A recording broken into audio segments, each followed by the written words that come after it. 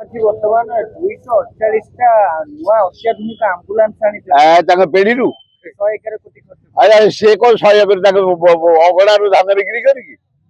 ये गरीब लोक पैसा एटा योजना अच्छी योजना कम जी आसो कर नहीं, ये जो ये प्रति वर्ष नवीन पट्टनायक पुड़े लेखा आनी दिए बस आनी पुड़े दिए ये कौन देवी जी सरकार रे पुड़े बस किणा हम पुड़े आम्बुलांस किणा हम गुड़े जंत्रपाति किणा हम गुड़े रोड हम गुड़े डाक्तरखाना हम गुड़े स्कूल हम एगुड़ाक अंग ये नुआ कथा नुआ तेणु लोके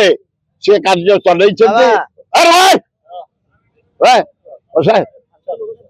ये हूँ कार्यक्रम लोकों काम कहीं रोकी पारे ये पेढ़ी बिक्री को दौना ये गरीब लोक पैसा आम्बुलांस आज गरीब लोक सेवार लगे।